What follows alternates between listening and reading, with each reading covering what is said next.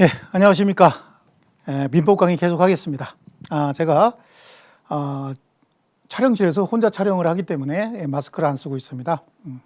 그래서 왜 마스크 안 쓰고 강의하나 이런 의문을 갖지 말아주시기 바라겠습니다. 자, 안전한 장소에서 촬영하고 있습니다. 자, 우리 이제 이번 시간에 91페이지 소유권 취득 쪽을 하겠습니다. 지난 시간에 우리 소유권을 하면서 상민관계까지 했죠. 이번 시간에는 소유권 취득입니다. 항상 앞으로 모든 공부를 할 때 권리의 변동이다. 그러면 소유권 취득도 권리의 변동 아니겠습니까? 그러면 소유권을 취득한다. 또는 물권을 취득한다. 또는 전세권을 취득한다. 그러면 그 원인이 몇 가지가 있느냐? 그 권리 변동의 원인은 물권 쪽이면 186조 법률행위. 뭐 달리 얘기하면 법률 행위에 의해서 물권을 취득을 한다, 또는 물권이 변경이 된다, 또는 물권을 상실하게 된다 라고 하면 그 원인은 법률 행위면 186조가 적용이 될 테고, 법률 규정에 의할 때는 187조가 적용이 된다. 그 수업 시간에 제가 186조 그럼 이게 원인이 법률 행위고, 187조 그럼 이게 원인이 법률 규정이다. 이렇게 항상 앞으로 물권법은 계속 이렇게 해서 나갈 거고, 채권도 마찬가지예요. 우리 총칙에서 배웠던 거, 권리 변동의 원인은 법률 행위 아니면 법률 규정이다. 그래서 물권은 항상 이렇게 쓸 거고요. 채권 쪽에 가면 행, 그다음에 뭐 정, 뭐 이렇게 얘기할 거예요. 이제 간단하게 이렇게 쓸 건데, 186조에 의한다 그러면 보통 우리 법률 행위에 쓰니까 무슨 계약을 체결하고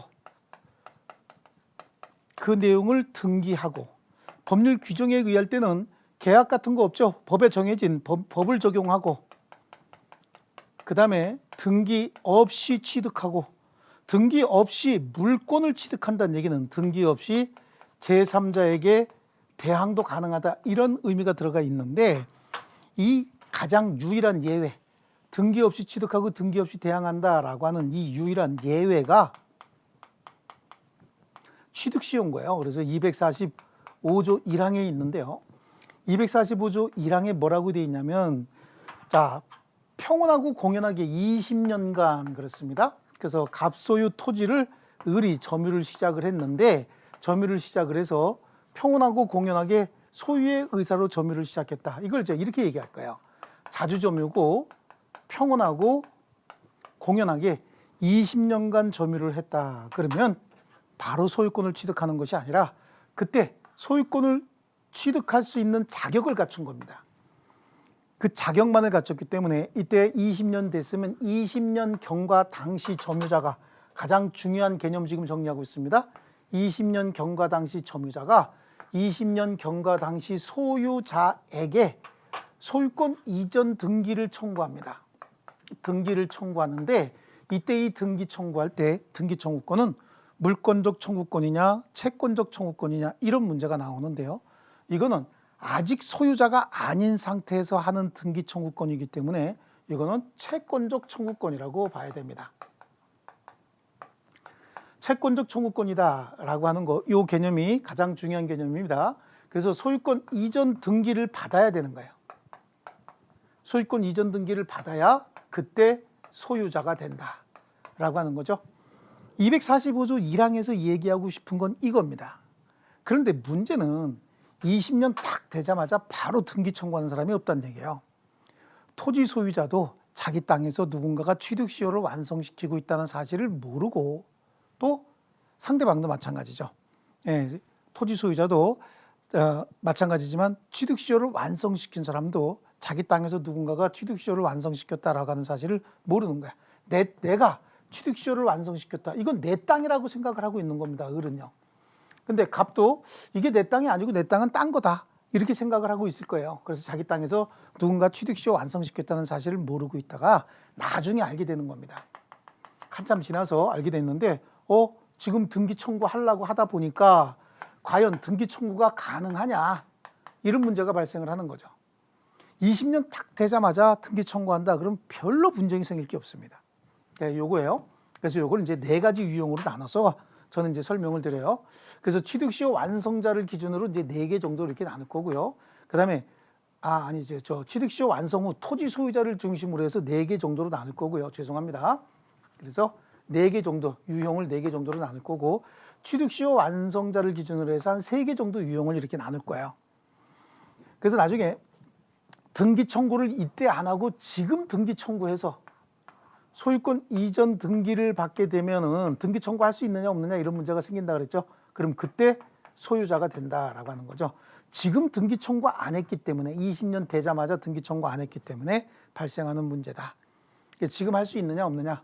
등기 청구권자는 누구고 등기 청구의 상대방은 누구냐라고 하는데 여기서 중요한 개념이 이거라고 말씀을 드렸죠. 등기 청구권자는 20년 경과 당시 점유자가 등기 청구권자고 20년 경과 당시 소유자가 등기 청구의 상대방이 되는 겁니다. 자, 이렇게 한번 나눠보겠습니다. 자, 그래서 우리 91페이지에 보면은 소유권 취득의 원인도 법률 행위 아니면 법률 규정이라고 했는데 이건 설명을 드렸죠. 법률 행위에 의해서 소유권을 취득한다라고 하는 건 뒤에가 매매 쪽에서 많이 볼 거니까 여기는 법률 규정에 의한 경우 특히 이제 취득시효를 보겠다라고 하는 겁니다. 그러면 모든 권리가 다 시효 취득이 가능하냐라고 하는데 시효 취득이 가능한 권리, 즉 취득시효가 인정되는 권리도 있고 되지 않는 권리도 있는데 우리 객관식 시험과 관련해서 필요한 것 정도만 하면 이렇게 한번요 소, 지, 분 정도로 할게요. 물론 질권도 있고요. 질권도 있고 뭐 전세권도 분쟁은 있지만 좀 가능하다라고 얘기를 해요. 근데 늘 이제 시험에 등장하는 녀석들만 보자 그런 얘기입니다. 그래서 이렇게 하나 이렇게 1대3으로 잘라서요. 끝에서 하나 앞에서 하나 이렇게 자른다고 보시면 됩니다. 자, 소유권을 시효로서 취득하려면 자주 점유가 필요합니다. 여기는 자주가 필요가 없겠죠. 타주라도 관계없다라고 하는 거고요. 자, 이 부분은요. 시효 취득하려면 등기가 필요합니다. 그런데 여기는 등기가 필요가 없다는 얘기입니다.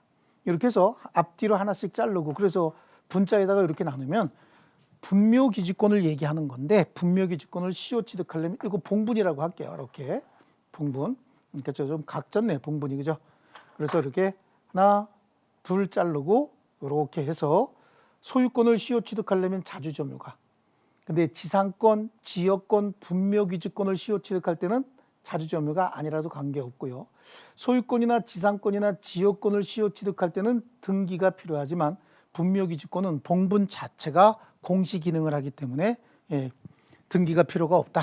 자, 요 얘기 말씀드리고 있습니다. 그래서 취득시효 의의에 거기 두 번째 보니까 시효 취득되는 권리 동그라미 1번에 소유권, 지상권, 지역권, 분묘기지권 물론 질권도 있지만 질권은 크게 문제가 되지 않습니다. 질권이라고 하는 건 동산인데 이 동산은 질권 10년 정도 선의 무과실 뭐 이런 얘기를 하는데 어느 정도 동산인지는 모르겠지만 하여튼 그런 정도 10년까지 점유하고 있는 어떤 그 물건이다? 글쎄요. 그래서 큰 문제가 되지 않습니다. 항상 문제가 되는 건 소유권, 지상권, 지역권, 분묘기지권까지 이렇게 한번 좀 정리를 좀 해놓겠습니다. 자, 그 다음에 넘겨보시면 시효 취득의 종류는 부동산 물권과 동산 물권이 있는데 부동산 물권은 245조 제1항에 단순한 점유 취득 시효 이거 얘기하는 겁니다. 이 항을 등기부 취득 시효다라고 해서 등기까지 갖춘 자가 여기에 선의 무과실이라고 하는 게 더 들어가는 게 있어요. 선의 무과실이 들어가면 거기다가 뭐까지 갖춰야 됩니까? 등기까지 갖춰야 된다라고 하는 게 이게 추가가 되면 기간이 10년으로 줄어요. 근데 그거는 이제 등기부 취득시효로 별도로 보고 여기는 요것만 떼내겠습니다. 등기부 취득시효에서는 또 나오는 게 별도로 있어요. 이 취득시효 쪽은 요 과정이 중요하지만 등기부 취득시효는 또 별도로 공부하셔야 됩니다. 그 다음에 동산도 취득시효가 가능하다. 근데 동산의 취득시효는 단순히 점유만 했으면 10년이고 선의 무과실로 점유했으면 5년이다. 어떤 패턴이 있냐면 점유 자체가 선의 무과실로 개시가 됐다라고 하면 뭐 20년이 10년으로 준다든지 10년이 5년으로 준다라고 해서 기간을 단축하는 효과가 있다. 이런 정도로 보시고요. 그러면 우리 92페이지의 점유 취득시효의 주체는 누가 되느냐? 자, 주체 줄치입니다. 주체는 첫 번째 줄 앞부분에 자연인, 그 뒤에 법인. 그러니까 권리 주체인 인 가능하다 그런 얘기고요. 여기 법인에는 공법인과 사법인이 모두 다 포함되기 때문에 첫 번째 줄 뒷부분에 국가 지방자치단체, 그 다음에 두 번째 줄에 권리 능력 없는 사단, 권리 능력 없는 재단. 우리 권리 능력 없는 사단, 재단은요. 말은 권리 능력이 없다고 하지만 실질적으로는 다 있다. 이런 식으로 공부하고 왔었을 겁니다. 이런 데서도 이제 활용이 가능한 거고요. 그러면 시효 취득의 객체는 뭐가 있느냐? 시효 취득의 객체는 부동산이고 동산이고 다 가능하고 부동산은 20년, 10년이지만 동산은 10년, 5년이다. 이 정도로 정리하시면 됩니다. 그 다음에 자기 소유 물건 설명불상자의 물건도 가능하다라고 하는데 원래 취득시효는요. 뭐 등기제도까지 얘기하면 머리 아프니까 말씀을 안 드렸는데 옛날에는 등기부 없어도 땅 문서, 집 문서 이런 것만 가지고 있으면 소유자로 인정을 했어요. 그런데 등기제도로 바뀌면서 옛날에 내가 산 물건인데 내 이름으로 등기하지 않고 가지고 있었던 물건들이 굉장히 많았거든요. 부동산 같은 경우도. 그래 땅 문서만 가지고 있으면 내 거였었어요. 그런데 땅 문서란 말이 없어지고 어느서부턴가 등기 권리증이라고 바뀌었고 최근엔 등기 기록이라고 바뀌었잖아요. 이렇게 이제 바뀌어 나갔는데 어쨌든 옛날에 산 땅이지만 등기하지 않고 있다가 지금 등기하려고 보니까 옛날에 내가 샀던 근거 서류가 다 없어지고 없더라. 내가 산 건 분명히 맞는데 내가 샀다는 증거가 없어서 등기할 방법이 없을 때 이거를 구제하기 위한 제도가 사실은 취득시효 제도였었어요.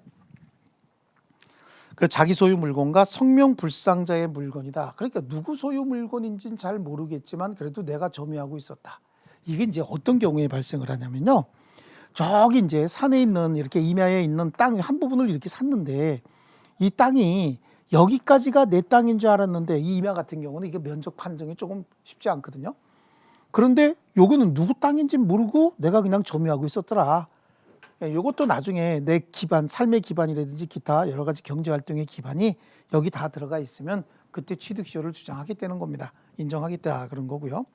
그 다음에 3번에 국유재산 중에서 잡종재산이라고 했는데 최근엔 일반재산이라고 얘기를 하죠. 이 잡종 또는 일반재산이다라고 하는 건 어감이 안 좋다고 해서 잡종을 일반으로 바꿔놓은 거지 실제로 말 그대로 행정 목적이나 보존 목적으로 가지고 있는 것이 아니라 국가가 필요에 의하면 돈이 필요할 때 처분해서 돈을 만들기 위해서 가지고 있는 물건이거든요. 이것도 가능하고요. 4번에 보시면 부동산의 전부 동그라미, 일부 동그라미, 공유 지분 동그라미 쳐놓습니다. 그런데 뒤에 좀 중요한 얘기가 나옵니다. 등기부 취득시에서도 얘기하겠지만 부동산 일부에 대한 독립적 등기는 불가능하다. 그래서 등기부 취득시효는 부동산 일부에 대해서는 인정하지 않는다. 부동산 일부 아까 얘기했듯이 이게 남의 땅에 포함되어 있는 부동산 일부에 대해서도 내 건 줄 알고 점유하고 있었다 그런 얘기잖아요. 그럼 이 부분은 분할 청구 먼저 하고 그다음에 취득시효를 주장할 수 있어요. 그래서 이 부분에 대해서 소유권 취득할 수 있는데 등기부 취득시효의 경우에는 등기를 갖춘 자가 점유하고 있어야 되는데 부동산 일부에 대한 등기는 있을 수가 없잖아요. 부동산 일부에 대해서 등기까지 갖추고 선의 무과실로 점유하고 있었어야 된다라고 하는데 부동산 일부에 대한 독립된 등기가 있을 수 없기 때문에 부동산 일부에 대해서는 등기부 취득시효는 인정하지 않는다. 자 이런 거고요. 뭐 귀속토지 글쎄요. 귀속토지 그거 보실 필요 없습니다. 그건 크게 신경 안 써도 되고요. 그 다음에 밑에 판례 중에선 2번 판례 부동산 일부에 대해서도 취득시효가 인정이 되고 분할 절차를 밟아야 된다라고 하는 내용이 나오고 오른쪽으로 가면은 4번 판례에 공유 지분에 관해서도 시효 취득이 가능하다. 하지만 공유 부동산 전체를 점유하고 있었어야 한다라고 하는데 공유 관계의 개념이 그런 거예요. 이런 땅을 A하고 B가 공유하고 있다라고 하면 공유라고 하는 개념이 분할해서 A는 여기 베타적으로 B는 여기 베타적으로 쓰는 게 아니라 공유자는 그 지분 비율로 공유물 전부를 점유해서 사용 수익하고 비용을 부담하는 자들이에요. 그러니까 A가 목적물을 점유할 때도 전체를 다 점유하면서 공유 지분 범위 내에서만 사용하는 거죠. 그러니까 한 달 30일로 치면 A의 사용 지분은 15일분이고 B의 사용 지분은 또 15일분이다. 그러니까 공유자로서 권리를 행사하고 있었다는 얘기는 목적물 전부를 점유하고 있었다. 그런 의미가 되는 겁니다. 에듀윌 유료 회원만의 라이브 클래스. 두 번째 시간 보겠습니다. 이제는 이제 머리 앞에 세로 갑니다. 자, 정신 차리시고 이번에 합격 진도 나갑시다. 누구세요? 전 애들 교수인데요. 제가 늘 가까이 있으니까 이번엔 합격. 집에서도 학원처럼 공부하는 혜택. 오직 에듀윌 유료 회원에게만. 에듀윌. 우와, 진짜 가까이 계시네.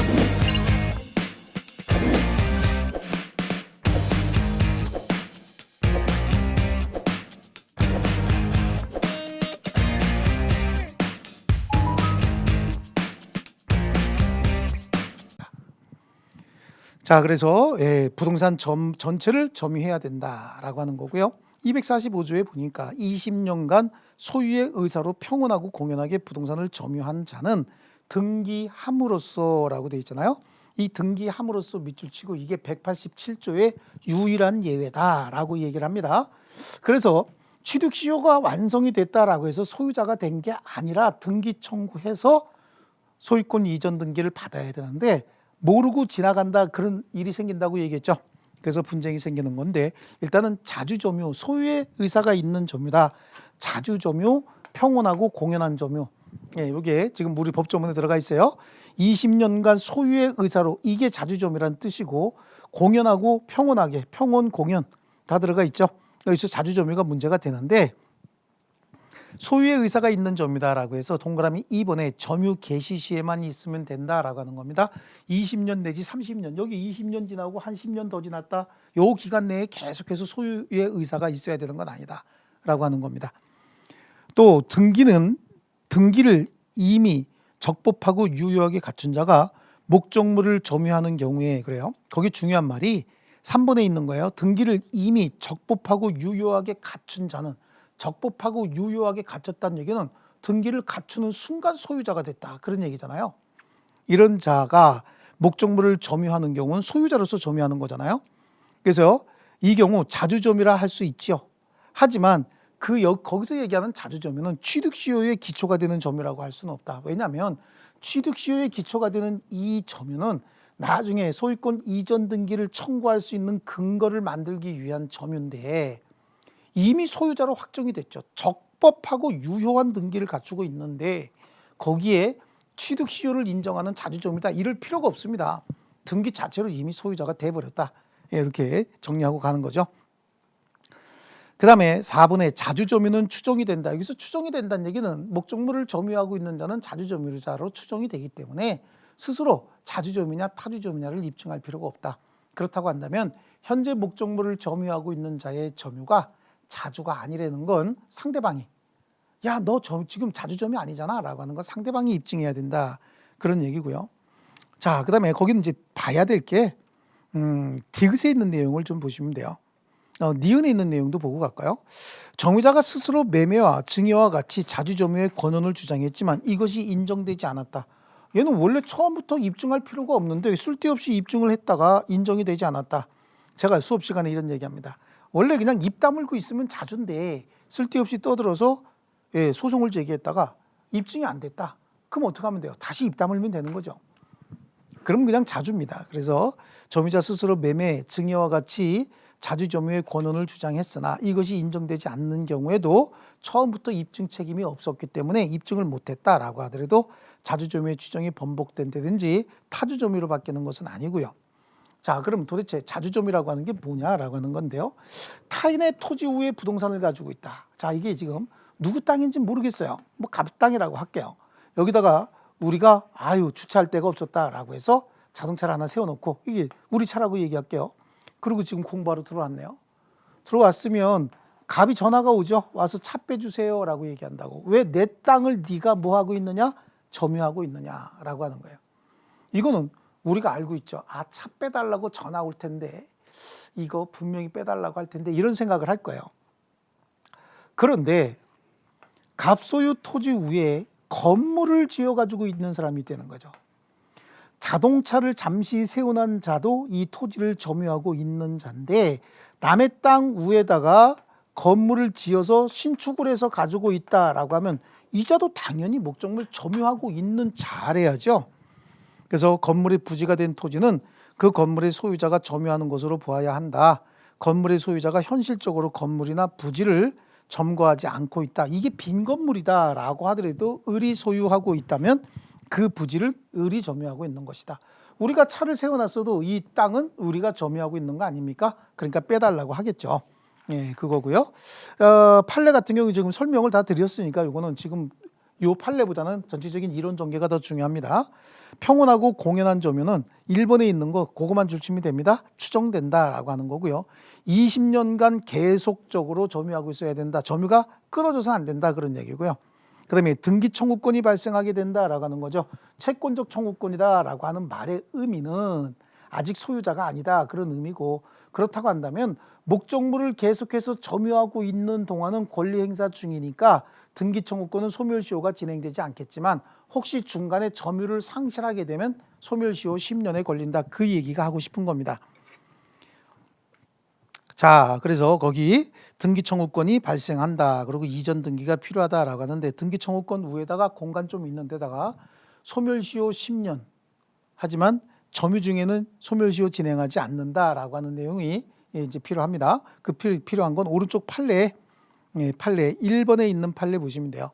취득시효 완성으로 인한 등기 청구권의 법적 성질은 채권적 청구권으로서 소멸시효 대상이 되는 게 원칙입니다. 우리 소멸시효 쪽에서 그렇게 공부했죠. 채권적 청구권은 10년의 소멸시효에 걸린다. 등기 청구권이요. 부동산 매수인 가지고 했잖아요. 매수인하고 똑같은 지위를 갖게 됩니다. 그래서 점유자가 그 점유를 계속하는 동안은 권리 행사 중이기 때문에 소멸시효는 진행하지 않는다라고 하는 거고요. 95페이지에 취득시효의 기산점을 변경할 수 있느냐 이런 문제가 생기는데요. 자, 취득시효의 기산점을 변경할 수 있느냐. 지금 문제가 이 시점에서 등기 청구하려고 한다 그런 얘기잖아요. 이때 기산점을 변경할 수 있느냐. 여기서부터 보는데 먼저 1번입니다. 이제 계속해서 반복해서 그릴 겁니다. 자, 갑소유 토지를 을이 점유해서 20년이 지났고 또 다시 몇 년이 지나서 지금 등기 청구하려고 한다라고 하는 겁니다. 을이 등기 청구권이 발생한 날은 이날인 거예요. 이날 등기 청구권이 발생을 했습니다. 이날 발생한 걸 지금 행사하려고 한다라고 하는데 소유자가 한 번도 바뀌지 않았다는 얘기죠. 갑이 있었고 아직 그대로 갑이 목적물을 소유하고 있더라. 그러면 당연히 등기 청구권 행사할 수 있는 거죠. 20년 경과 당시 소유자가 갑이고 20년 경과 당시 점유자가 을이니까 이때 행사해야 되는 등기 청구권 지금 행사한다고 해서 전혀 이상하지 않습니다. 목적물 점유도 계속하고 있었기 때문에 등기 청구권도 소멸시효도 진행되지 않은 겁니다. 이 기간이 얼마가 됐든 관계없다는 얘기예요. 그래서 당연히 등기 청구할 수 있다. 명의가 변경되지 않고 동일한 경우, 그럼 그 기간 중에 취득자의 변동도 없는 경우에 시효기간이 경과된 사실만 입증되면 충분하다. 즉 취득시효의 기산점을 임의로 선택할 수 있고 취득시효를 주장하는 날로부터 역산해서 20년의 점유 사실만 입증하면 된다. 등기 청구할 수 있는데 등기 청구할 때 여기서 어떻게 할 거냐. 여기서부터 시작해서 20년을 입증을 하고 추가적으로 15년 입증한다. 이거 굉장히 어려울 겁니다.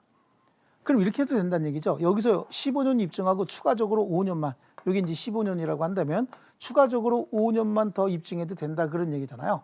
그래서 이걸 뭐라고 얘기한다? 역산해서 20년만 입증하면 된다. 그래서 등기 청구하는 시점에서 역산해서 20년만 입증하면 되는 것이고요. 그렇다는 얘기는 취득시효의 기산점을 여기부터 할 수도 있다는 얘기잖아요. 그래서 기산점을 변경할 수 있다 이런 얘기가 나오는 겁니다. 취득시효의 기산점 변경도 가능하다. 자, 요거 두 가지입니다. 자, 그리고 이번엔 등기부상 소유자가 변경이 된 경우를 한번 볼게요. 그럼 두 번째 등기부상 소유자가 변경이 됐다는 얘기는 갑하고 을이 있고 갑소유 토지를 20년간 점유해서 지금 등기 청구하려고 한다라고 하는 거예요. 한 번도 소유자가 변경되지 않았다. 항상 기준일은 이날이 되는 겁니다. 이날 기준일이 돼서요. 한 번도 소유자가 변경이 안 됐던 거 봤고요. 이번엔 소유자가 변경이 됐다. 그럼 언제 변경이 됐느냐? 중간에 여기서 변경이 됐다라고 한번 볼게요. 여기서 변경이 돼서 A가 가지고 있고 아직도 A가 가지고 있더라라고 하는 거죠. 이렇게 변경이 됐다.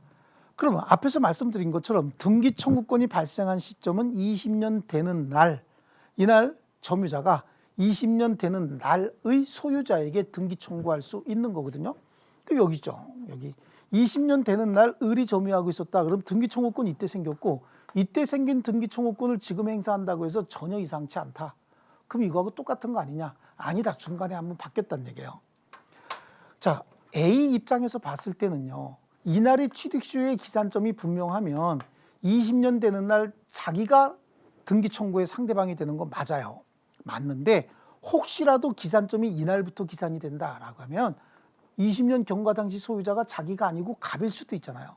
그러니까 A가 가장 신경 쓰는 건 기산점이 진짜 이날인가, 그래서 20년 되는 날 내가 소유자가 맞았나라고 하는 걸 신경 쓸 겁니다. 혹시 이날 아닌가라고 하는 의심은 당연히 드는 거죠. 그래서 이때 A한테 등기 청구할 수는 있으되, 이날이 기산점이 분명하면 얘기하는 겁니다. 등기 청구할 수 있으되 역산할 수는 없는 것이고요. 그 말은 등기 취득 시효의 기산점을 변경할 수도 없다, 이런 얘기가 되는 겁니다. 역산도 불가능하고 기산점 변경도 불가능하다, 이런 얘기가 되는 겁니다. 자, 여기 이제 두 번째죠. 그래서 거기에 우리 소유자가 취득 시효 완성 이전에 제3자에게 부동산을 양도한 경우에도 기억에 있는 내용이 뭡니까? 취득 시효 완성 전에 소유자 변동이 있는 경우에도 취득 시효 중단 사유로 볼 수 없기 때문에 시효 완성 당시 소유자에게 등기 청구할 수 있다.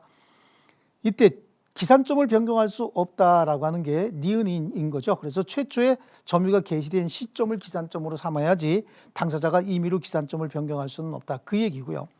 요번에 세 번째는 요거하고 비교해서 같은 내용이긴 한데 취득시효 완성 후 소유자가 변경이 된 겁니다. 그래서 이렇게 돼서 20년 된 시점이고요. 지금 등기 청구하려고 한다라고 하는 거예요. 근데 기준일은 이날이라고 했죠. 근데 갑이 계속해서 소유하고 있다가 이날 소유자가 바뀐 거죠. 그래서 지금까지 A가 소유하고 있다. 그러면 을은 이제 동일한 사람이다, 이런 과정이 되는 겁니다. 취득시효 완성 후 등기 청구하기 전에 소유자가 바뀌었다. 이거하고 많이 다르죠. 바뀌긴 바뀌었지만 등기 청구의 상대방은 갑인데 현재 소유자가 갑이 아니잖아요. 그러면 여기다가 등기 청구할 수 있느냐? 등기 청구할 수 없다는 얘기입니다. 20년 경과 당시 소유자가 등기 청구의 상대방인데 지금 현재 A가 소유하고 있기 때문에 A한테는 등기 청구할 수 없다. 그럼 등기 청구권이 소멸했느냐? 그래서 등기 청구권은 소멸하지 않았다는 얘기예요. 그러면 등기 청구권 자체가 소멸하지 않았다, 이렇게 청구권이라고 써드릴까요? 녹화된 강의는 나중에 몰아듣게 되더라고요. 라이브 클래스 같은 경우는 학원 스케줄에 맞춰서 꼭 들어야 하니까 공부도 미루지 않게 되고 학원에 가 있는 느낌이 들더라고요. 집에서도 생생한 강의 현장을 느끼고 싶다면 라이브 클래스가 딱인 것 같아요. 드릴까요? 그래요. 그래서 등기 청구권 자체가 소멸한 것은 아니다. 왜냐하면 둘 사이에 매매 계약이 무효 취소 해제 또는 해제 조건이 완성이 돼서 혹시 소유권이 갑에게 복귀해버리면 지금 을이 목적물 계속해서 점유하고 있는 한 등기 청구권의 소멸시효는 진행하지 않았고요. 소유자가 바뀌었기 때문에 20년 경과 당시 소유자인 갑이 현재 소유자가 아니기 때문에 갑에게 대한 등기 청구를 못하고 있었던 거예요. 그런데 혹시 매매 계약이 무효 취소 해제가 돼서 소유권이 갑에게 되돌아가면 그때 다시 등기 청구할 수 있는 거고요. 또 하나는 2차 취득 시효의 문제가 발생을 한다라고 하는 건데요. 2차 취득 시효의 문제는요, A가 소유권을 취득한 시점을 새로운 기산점으로 삼아서 다시 20년이 됐다. 그럼 이때 새로운 2차 취득 시효의 문제가 발생을 하는 거예요. 그럼 다시 등기 청구할 수 있게 되는 겁니다. 네. 그래서 이렇게 나눴습니다. 그래서 거기 점유취득시효 완성자가 소유권 이전 등기 청구를 하기 전에 처분했다. 그래서 거기 A의 취득시효 완성은 목적물의 소유권을 취득한 제3자가 있는 경우에 그에게는 취득시효 완성을 주장할 수 없다라고 하는 거죠. 주장할 수 없다. 자, 취득시효 완성 사실만 가지고 취득시효 완성 후 등기 청구하기 전에 부동산을 처분한 소유자에게 채무 불이행에 기한 손해배상 책임을 물을 수도 없고요. 그 소유자의 매도 행위는 특별한 사정이 없는 한 불법 행위가 되는 것도 아니다. 그 이야기는 뭐냐면 여기 지금 갑에게 등기 청구하기 전에는 제가 전제가 뭐가 된다 그랬죠. 갑은 자기 땅에 누군가가 취득시효 완성시켰다는 사실 자체도 몰라요. 얘가 점유하고 있는 땅이 지 땅이다라고 하는 사실 자체도 모르는 겁니다. 그러니까 소유자로서 완전한 권리 다 행사할 수 있어야 되고요. 그 행위는 소유권에 기초한 적법한 권리 행사이기 때문에 이게 불법 행위가 될 수도 없는 겁니다. B하고 C가 그런 거고요.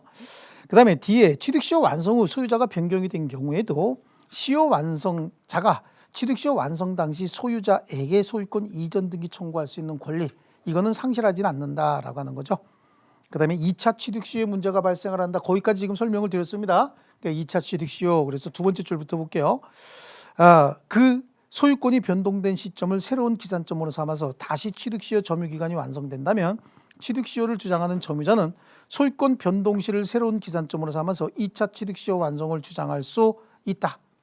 그럼 2차 취득시효 완성을 주장한다는 얘기는 이 기간 중에 소유자가 몇 번이 바뀌어도 관계없이 새로이 20년 되는 시점의 소유자, 그러니까 여기하고 다시 돌아오면요, 요 기간 중에 소유자가 몇 번이 바뀌어도 관계없다는 얘기예요. 20년 경과 당시 점유자가 20년 경과 당시 소유자에게만 청구하면 되는 거거든요.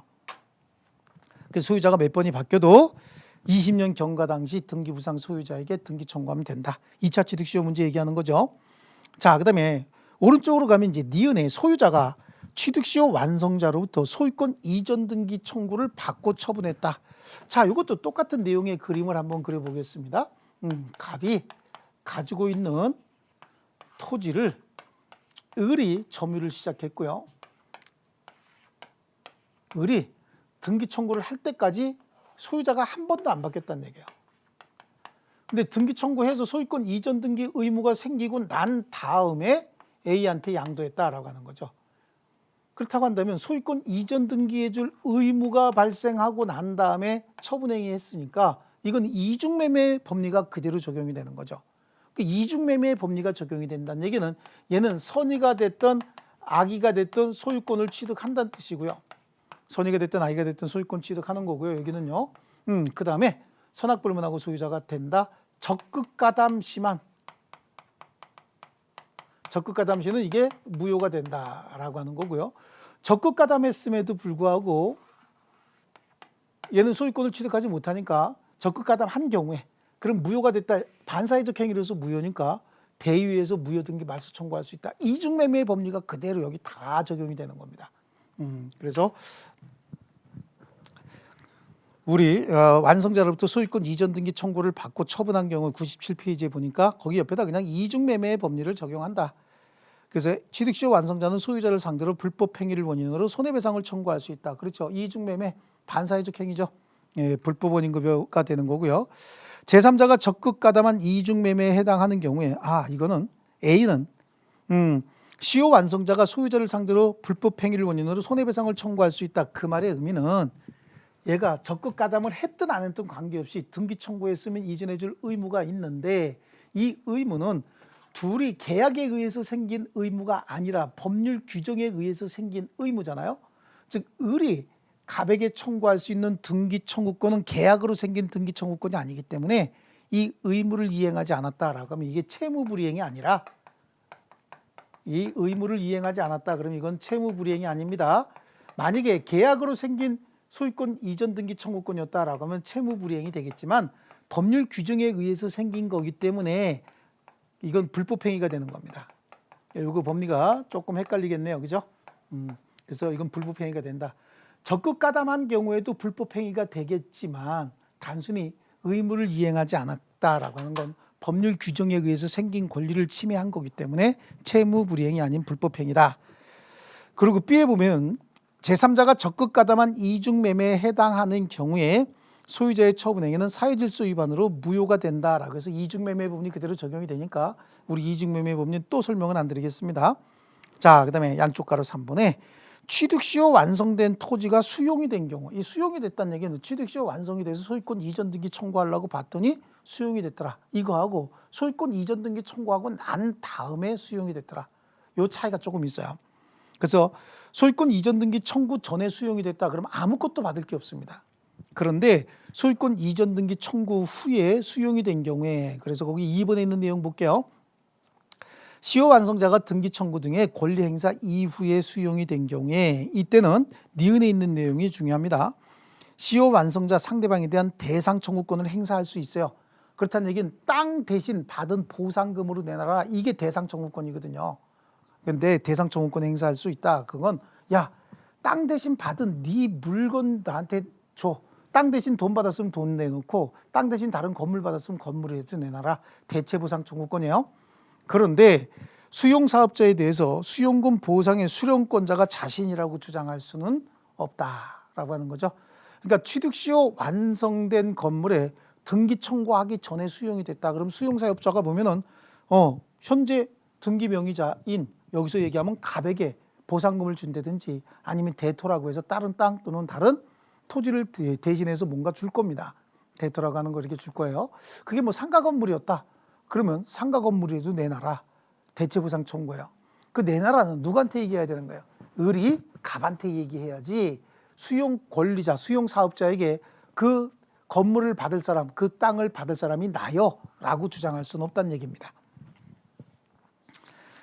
자, 그러면 다음 페이지 넘겨보시면 98페이지에 점유의 승계와 취득시효다라고 하는데 점유 승계 가능하다. 이번에는 이제 점유자를 중심으로 하는 거예요. 점유자를 중심으로 해서 한번 보겠습니다. 점유자가 변경이 됐느냐 안 됐느냐라고 하는 거 가지고요. 갑하고 을이 있습니다. 20년 됐다라고 가정을 하고 지금 등기 청구하려고 그런다. 항상 기준점은 20년 경과 당시 점유자가 20년 경과 당시 소유자에게만 등기 청구할 수 있다. 이렇게 되어 있거든요. 근데 여기도 마찬가지죠. 20년 경과 기간 내내 점유자가 한 번도 바뀌지 않았다. 등기 청구하는데 아무 문제 안 돼요. 그런데 점유자가 바뀌었다는 얘기죠. 여기서 병으로 바뀌었고 병이 가지고 있다가 계속해서 병이다. 그럼 20년 경과 당시 점유자는 병이니까 당연히 등기 청구할 수 있는 거예요. 근데 문제는 언제 바뀌었냐? 을이 점유하고 있다가 여기도 을이었는데 병이 이때 바뀌었다라고 이제 가정을 하는 겁니다. 이게 이제 1번, 2번, 3번으로 이렇게 한번 가정을 해볼게요. 그러면 20년 경과 당시 점유자가 등기 청구권이 생겼는데 현재는 병이 점유하고 있다 그런 얘기죠. 그럼 병은 직접 등기 청구할 수는 없고 어떻게 을을 대위해서 등기 청구할 수 있어요. 그러니까 점유자는 바뀌었든 안 바뀌었든 등기 청구할 수 있는데 특히 취득시효 완성 후 점유자가 바뀌었을 때는 대위해서 청구할 수 있을 뿐이다. 그 얘기를 지금 하고 있는 겁니다. 그래서 전 점유자의 점유를 같이 주장을 할 때는 어떻게 해야 되느냐라고 하는데요. 동그라미 2번에 전 점유자의 점유를 아울러 주장할 때 그 점유의 개시 시기를 점유기간 중 임의 시점으로 선택할 수 없다. 그렇다는 얘기는 이 점유기간 여기 합치니까 한 10년 되고 요게 그다음에 여기서 5년만 입증하면 되는 거 아니냐라고 하는데 전 점유자의 점유기간을 합칠 때는 요거 20년 다 입증하고 여기까지 25년 입증하고 뭐 3년 더 입증한다라고 해서 전 점유자의 점유기간을 합산할 때는 임의 시점이 아니라 전 점유자의 점유기간 전부를 합산해야 된다. 다 입증하기가 쉽지 않다라고 하는 거죠. 그 다음에 3번에 있는 내용도요. 취득시효 완성 후 시효 완성자로부터 부동산 양수에서 점유를 이전받은 승계인은 그랬잖아요. 여기 얘기하는 거잖아. 완성 후 승계받은 승계인은 이 얘기하고 있는 거예요. 승계인은 소유자에게 직접 이전 등기 청구할 수는 없고 시효 완성 당시 점유자가 가지는 소유권 이전 등기 청구권을 대위 행사할 수 있을 뿐이다. 그래서 대위 행사. 그 다음에 등기부 취득시효입니다. 등기부 취득시효다라고 하는 건 이제 여기 쪽을 지울게요. 저거하고 비교하기 위해서요. 245조 2항인데 등기부 취득시효는 일단 소유자로 등기된 자가 있어야 되는 거예요. 그래서 갑 이름으로 등기를 갖춰야 됩니다. 이 등기는 무효 등기든 유효 등기든 따지지 않는다라고 얘기하는데 무효 등기가 전제가 되는 거죠. 유효인 등기라고 한다면 이 등기부 취득시효 같은 거 뭐 신경 쓸 필요가 없죠. 유효인 등기를 갖추는 그 순간 소유자가 돼버리는 거거든요. 그래서 무효든 유효든 따지지 않는데 등기하고 있는 자가 목적물을 점유하고 있어야 됩니다.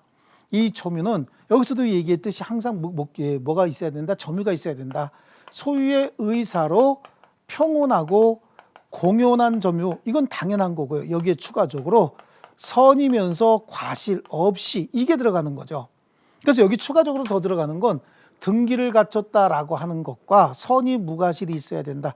선의 무과실이 있으면 기간이 반으로 준다. 그러니까 여기 20년이 여기는 몇 년이 될까요? 그러면요 10년이 돼야 된다라고 하는 거죠. 그러면 이쪽은 등기함으로써 소유권을 취득한다고 했는데 여기는 이미 등기가 갖춰져 있다면서요? 그러니까 이미 등기가 갖춰져 있기 때문에 등기 청구를 또 할 필요 없이 바로 소유권을 취득을 하는데 소유권을 취득하는 시점은 점유를 개시한 시점이다. 여기도 마찬가지예요. 등기에서 소유자가 될 때는 점유를 개시한 시점부터 소유자가 되는 겁니다. 자, 요거죠. 그래서 그 밑에 요건을 보시면 245조 2항에 부동산 소유자로 등기된 자가 10년간 소유의 의사로 평온하고 공연하게 선이면서 과실 없이 부동산을 점유한 때는 소유권 취득한다. 일단 등기가 돼 있었기 때문에 별도의 추가 등기 필요 없다라고 하는 것과 선이 무과실이 들어가니까 기간은 10년으로 줄어든다라고 하는 거예요. 그래서 먼저 시효 취득자 명의의 등기가 있어야 된다. 그래서 양쪽 가로 1번에 등기부상 소유자로 등기가 돼 있어야 되는데 중요한 말이 동그라미 1번에 나와요. 적법하고 유효인 등기일 필요는 없다. 원인 무효의 등기라도 무방하다라고 하는데 우리 이중 보존 등기할 때 했던 게 있었어요. 그래서 무효인 이중 보존 등기나 이에 터잡은 등기는 무조건 무효라고 해서 이후에 등기부 취득 시효도 인정하지 않는다. 이게 원래요. 무효 등기라도 무방한데 이중 보존 등기로서 무효인 경우에 이중 보존 등기로서 무효인 경우에 이때는요. 소유권 보존 등기가 이중으로 격려돼서 무효인 경우에 이때는 등기부 취득시효 인정하지 않습니다. 이중 보존 등기로서 무효인 이 등기는 일물 일권주의 위반이죠. 그래서 이거는 일물 일권주의 위반입니다. 이거는 위반이기 때문에 등기부 취득시효도 인정하지 않는다. 절대적으로 이후의 법률관계 어떠한 관계도 인정해주지 않습니다. 자, 그 다음에 3번에 있는 내용은요. 상속인과 피상속인은 같은 사람이기 때문에 피상속인이 등기하지 않고 있는 상황에서 나중에 상속인이 등기해도 그 등기 기간 인정하겠다는 얘기입니다.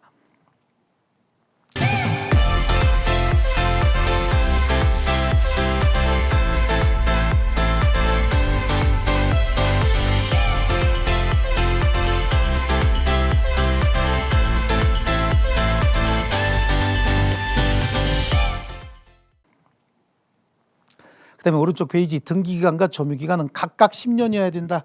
이것도 10년, 이것도 10년이어야 되는데 때를 같이 해서 10년일 필요는 없어요. 갑이 을에게 양도했고 요쯤에 병이 양도했는데 갑이 점유는 을에게 준 적이 없고 병에게 바로 줬다.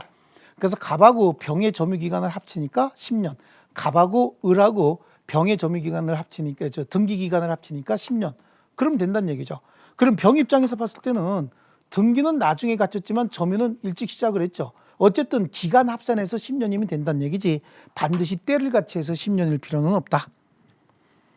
그래서 거기 등기기간과 점유기간이 각각 10년이어야 한다라고 하는 것과 동그라미 1번 두 번째 줄에 점유승계, 등기승계가 모두 다 인정이 된다라고 하는 거고 3번에 등기기간은 반드시 10년간 그의 명의로 되어 있어야 되는 것은 아니고 전 명의자의 등기기간까지 합산해서 10년이면 충분하다라고 하는 거죠. 네, 그리고요.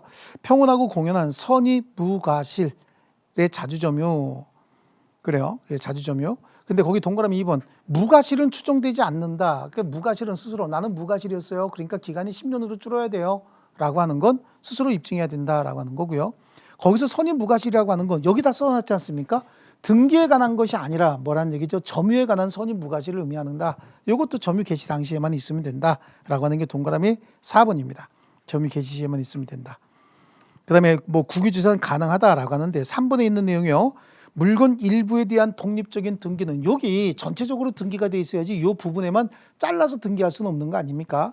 그래서 물건 일부에 대해서는 등기부 취득 시효를 인정하지 않는다라고 하는 거고 동산도 시효 취득이 가능한데 다음 페이지 100페이지입니다. 100년간 10년간 자 100년이 아니고요. 10년간 소유의 의사로 평온하고 공연하게 동산을 점유한 자. 소유의 의사 평온하고 공연하게 동산을 점유한 자는 부동산은 등기가 필요했지만 동산은 점유 자체로 공시하는 거 아닙니까? 그러니까 그냥 바로 소유권을 취득하는 거고요. 전항의 점유가 선이면서 과실 없이 개시가 됐다. 선이 무과실이 들어간다. 그러면 기간은 반으로 준다 그랬죠. 그래서 5년이 된다. 뭐 이런 정도고. 그다음에 247조에 전 2조 규정에 의한 소유권 취득의 효력은 점유를 개시한 때로 소급한다. 그리고 소멸시효 중단 정지에 관한 규정 소유권 취득에도 준용이 된다. 그래서 권리의 원시 취득이라고 하는 거죠. 지금 이전 등기 형식을 갖추는 거 아닙니까? 이전 등기 형식을 갖추지만 실제 권리 취득은 원시 취득이에요. 그래서 우리 원시 취득이 시효 취득 이렇게 공부했죠. 원시 취득입니다. 그 말은 동그라미 1번에 있습니다. 이전 등기의 형식을 취하지만 그 본질은 원시 취득이다. 따라서 전 권리자의 권리 우에 존재하던 하자나 제한. 그러니까 취득시효 완성 전에 혹시 이 땅에 있던 저당권이나 기타 제한 물건들 있죠. 이게 싹 다 소멸하는 겁니다. 이 시점에 갖고요. 그런데 취득시효 완성 후에 있었던 거, 취득시효 완성 전에 있었던 건 다 소멸하는데 취득시효 완성 후에 있었던 건 소멸하지 않습니다. 이건 그냥 남아 있는 거죠. 그래서 이거는 소멸하지 않는다. 이건 소멸한다예요. 그래서 기준을 이렇게 나눠 놓습니다. 자, 그래서 소구표는 동그라미 2번에 있는 내용 보시겠습니다. 취득시효로 소유권을 취득한 경우에 시효 기간 중 시효 취득자가 수취한 과실은 정당한 소유자로서 취득한 것이다. 소유자에게 반환할 필요가 없는 것이므로 시효 기간 중 시효 취득자가 임대한 기타 처분 행위는 유효다. 그러니까 등기 청구 받기 전까지 소유자는 자기 모든 권리 자유롭게 행사할 수 있어야 되죠. 소유권자니까요. 그러니까 여기서 생긴 권리는 전부 다 갑에게 귀속이 되는 거고, 또 취득시효 완성자도 소유권 이전 등기를 청구를 하게 되면 점유를 개시한 때로부터 소유한 게 되는 거잖아요. 그러니까 이 기간 중에 생긴 이익은 각자 가져가면 되는 겁니다. 상대방에게 돌려줄 필요가 없다, 그런 얘기죠. 또 3번에 취득시효가 완성된 점유자가 그 명의로 소유권 이전 등기를 격려하지 아니하여 아직 소유권을 취득하지 못했다라고 하더라도 소유 명의자는 점유자에 대해서 점유로 인한 부당이득 반환을 청구할 수는 없다. 그러니까 기간 중에 얘는 소유권 취득의 효과가 소급하니까 그냥 이 기간 중에 생긴 이익 다 가져가고, 너도 등기 청구 받기 전까지는 소유자로서 완전한 권리를 다 행사할 수 있어야 되니까 각각 다 가져가라. 상대방에게 뭐 돌려달라 그런 얘기하지 말라는 얘기입니다. 자, 그리고 거기 밑에 동그라미 4번에는 기억을 한번 볼게요.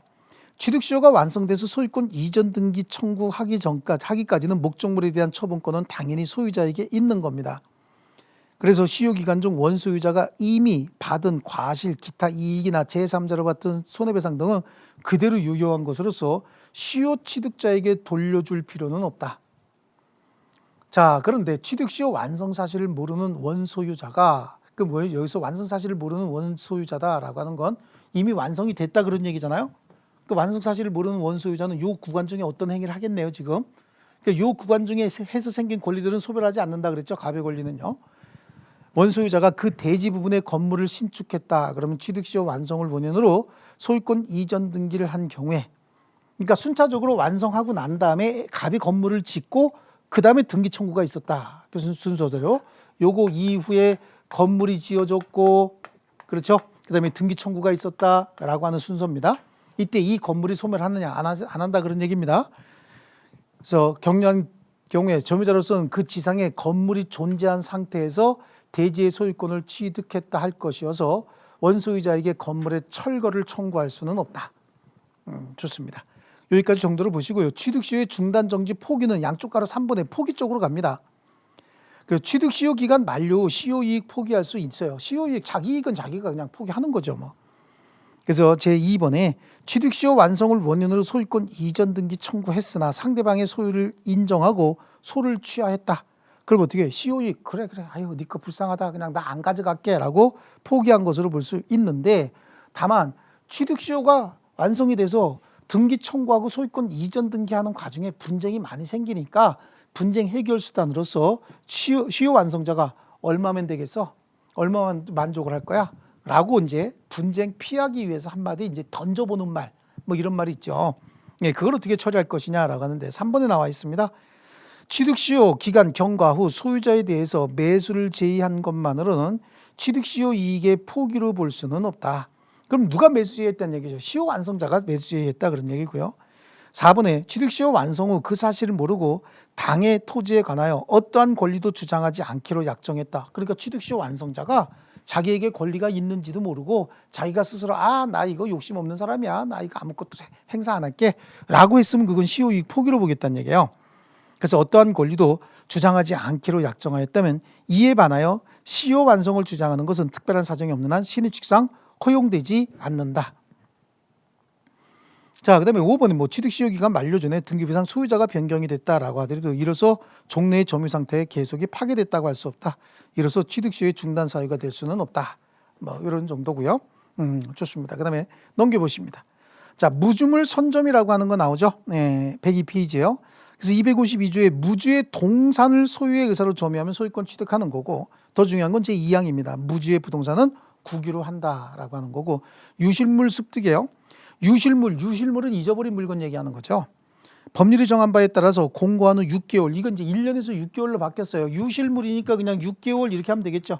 왜 바꿨나 그랬더니 발음이 비슷해서 유실물 6개월 이렇게 했다는 겁니다. 그래서 권리를 주장하지 않은 습득자가 소유권을 취득을 하는 것이고, 오른쪽에 문화재는 공유다라고 하는 거고, 매장물 발견이에요. 매장물도 법률이 정한 바에 따라서 공고 후 1년 내에, 그래서 매장물은 또 왜 1년으로 그냥 남겨놨냐, 전부 일자로 쓴다는 얘기죠. 좀 유치한가요? 네, 좀 유치한데 그래도 뭐 조금이라도 도움이 되면 뭐든지 끌어다 쓰는 거죠. 뭐 좋습니다. 그래서 매장물도 1년 내에 소유자가 권리를 주장하지 않냐면 발견자가 소유권을 취득을 한다라고 하는 거고요. 그 다음에 나오는 게 이제 첨부죠. 첨부 이거 원시 취득이잖아요. 부합이다라고 하는 건 붙었다. 부합은 붙었다. 그 다음에 혼화는 섞였다요. 섞였다. 두 개가 섞였다. 그 다음에 가공은 뭔가 힘을 써서 뭔가 새로운 물건을 만들어냈다라고 하는 게 이제 첨부죠. 이것도 밑에다 써놓을게요. 원시 취득이다. 첨부도 원시 취득이다. 그 정도 보시고 넘겨보시면 부합입니다. 부합은 붙었다고 얘기했죠. 부합은 부동산과 부동산이 부합하는 경우도 있고, 부동산에 동산이 부합하는 경우도 있어요. 동산과 동산이 부합하는 경우도 있죠. 그래서 부동산과 부동산이 서로 붙었다. 이때는 주된 부동산의 소유자가 소유권을 취득을 하는 거고요. 부동산에 동산이 붙었다. 그러면 당연히 부동산의 소유자가 소유권 취득하는 겁니다. 그러면 동산과 동산이 서로 붙었다. 그러면 이건 주종을 구분할 수 있느냐? 주종 구분이 가능하면 주된 동산의 소유자가, 주종의 구분이 불가능하면 부합 당시 가액의 비율로 합성물을 공유한다. 이렇게 나눠지면 되는 거고요. 이 동산과 동산의 부합은 우리 그죠? 네, 혼화하고 똑같이 이렇게 봅니다. 혼화는 섞였다라고 얘기했죠. 이거는 혼화하고 똑같이 취급한다. 그래서 거기 256조에 부동산의 소유자는 그 부동산에 부합한 물건은 부동산이 될 수도 있고 동산이 될 수도 있잖아요. 물건의 소유권을 취득하지만 타인의 권한에 의해서 부속됐다. 부합과 부속의 차이인 거죠.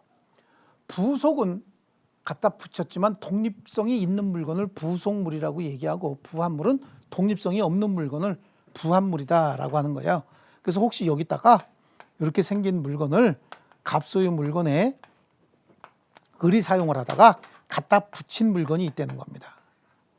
갖다 붙인 물건이 있는데 이 물건이 독립성이 있느냐 없느냐, 이거는 독립성이 없는 물건이고 이건 독립성이 있는 물건이다. 독립성이 없으면 이걸 부합물이라고 얘기를 하고요. 이거는 이제 전세권 쪽에서도 또 할 겁니다. 임대차에서도 또 할 거고요. 독립성이 있는 물건은 뭐라고 얘기합니까? 부속물이다. 그러면 부속물은 누구 소유가 되느냐? 이 소유는 을이 되는 거예요. 요거는요, 부합이니까 여기 일부가 됐으니까 갑소유가 되는 거죠. 그럼 붙이기는 을이 붙였지만 소유권을 갑이 취득했으니까 얘는 부당이득, 즉 일종의 유익비가 발생할 수 있는 거고요. 요거는 을 소유물이잖아요. 을 소유물이니까 나가다가 갑한테 을이 필요가 없으면 갑한테 네가 사라. 그래서 부속물 매수 청구권을 행사할 수 있는 겁니다. 자, 이렇게 한번 나눠보겠습니다. 그래서 타인의 권한에 의해서 부속된 경우에는 부속시킨 자의 소유가 된다. 그러니까 을이 갖다 붙였으니까 을 소유가 된다. 그런 얘기고요. 자, 그 다음에 중요한 거는 거기 동그라미 4번에 있는 기억입니다. 건물은 언제나 토지와 별개의 부동산이기 때문에 토지에 절대적으로 부합하지 않습니다. 자, 그 다음에 오른쪽에 이제 잘 나오는 판례 중에 1번에 있는 판례 있죠. 1번에 주유소 지하에 매설된 유류 저장 탱크. 주유소 지하에 매설된 유류 저장 탱크는 그건 땅을 완전히 다 해체하기 전에는 꺼낼 수 없는 거잖아요. 그러니까 이건 토지에 부합이 된 것이다. 그래서 그건 부합물로 보는 거죠. 주유소 토지에 있는 주유기는 뭐였었어요? 이건 부속물로 종물이었잖아요. 근데 유류 저장 탱크는 부합물이었다라고 얘기를 하고요. 그다음에 동산 간의 부합이다라고 해서 동산과 동산이 부합해서 훼손하지 않으면 분리할 수 없거나 과다한 비용을 요할 때 합성물의 소유권은 주된 동산의 소유자에게 속하는데 혹시 주종을 구분할 수 없을 때는 그러니까 단서 규정이 후단부가 주종을 구분할 수 없는 경우니까 전단부에는 주종을 구분할 수 있는 경우로 해석을 하는 거죠.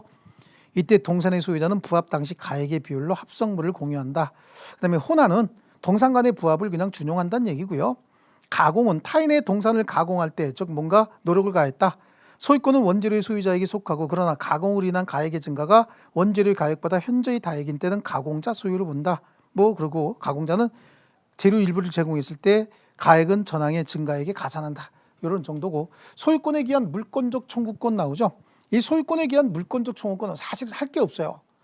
우리 물권적 청구권 할 때 현재 소유자가 현재 그 물건에 방해를 하고 있거나 방해할 염려가 있는 행위를 하는 자에게 청구할 수 있는 거고 그러면 손해배상 청구할 수 있는 경우는요. 손해배상 무조건 청구할 수 있어요. 소유권을 침해했다라고 하는 것 자체가 불법행위입니다. 그래서 여기는 특별히 없습니다. 우리 물권적 청구권 총론에 잘 했을 때 했던 그 내용을 가지고 공부하셔야 됩니다. 그래서 거기 213조에 소유자는 그 소유에 속한 물건을 점유한 자에게 반환을 청구할 수 있다. 목적물 반환 청구죠. 그러나 점유자가 물건을 점유할 권리가 있는 때는 반환을 거부할 수 있다. 그러니까 임차인이에요. 임차인에게 목적물을 점유하고 있는 임차인에게 목적물 돌려주시죠. 그럼 임차인이 돌려줍니까? 임대차 계약에 기초하고 있는데 그러니까 거기다가는 반환 청구하는 것 자체가 잘못된 거죠. 그래서 거기다 반환 청구 못하는 거예요. 임차인에게는요. 자, 그래요. 그래서 소유물 반환 청구권자는 소유물에 대한 점유를 상실한 현재 소유자로서 간접 점유자인 소유자도 청구권자가 되는 거고요. 그 다음에 현재 점유자의 점유 상실 원인이 점유 침탈이 아니라도 관계없다 그런 얘기죠. 점유 침탈이 아니라도 관계없다는 얘기는 그냥 점유를 뺏겼다는 사실, 자기가 실수로 목적물을 인도했다. 자기가 스스로 인도할 사람이 아닌데 인도했다. 이때 돌려달라고 할 수 있다는 얘기예요. 물론 불법 침탈의 경우에 당연히 청구할 수 있는 거겠지만 불법 침탈이 아닌 경우에도 내가 잘못해서 물건을 누군가에게 줬다. 그럼 그거 내가 잘못 들었으니까 돌려주세요라고 할 수 있는 거예요. 여기에 가끔 임차인에게 줬다는 얘기는 계약에 기초해서 줬는데 거기다가 물건의 반환을 청구하면 안 되는 거죠.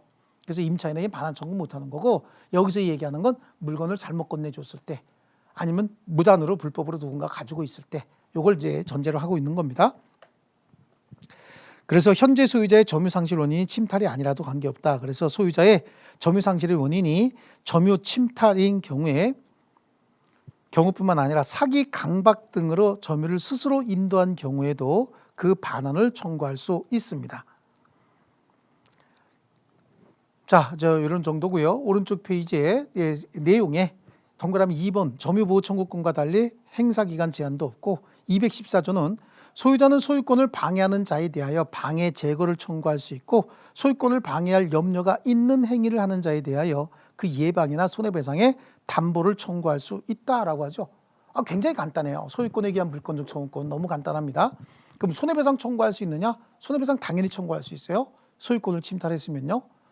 그리고요. 언제나 손해배상 청구하는 건 아니죠. 상대방이 고의과실이 있으면 손해배상 청구하는 거고요. 그로 인해서 손해는 입증해야 됩니다. 당연한 거고 침탈이 아니라도 물권적 청구권으로서 소유물 반환 청구권은 행사할 수 있다라고 하는 거고요. 우리 앞에서 봤던 것처럼 소유물 방해 제거 내지는 방해 예방 청구하면서 비용은 네 비용으로 해라라고 해야지 비용을 나한테 내놔라 내가 대신해 줄게 이렇게는 안 된다는 얘기입니다. 원칙적으로. 그래서 방해 제거 방해 예방 청구 비용은 상대방이 부담하되 비용을 나한테 내놔 비용까지 청구할 수는 없다. 좋습니다. 자, 쉬었다가 이제 다음 시간에 공동 소유하겠습니다.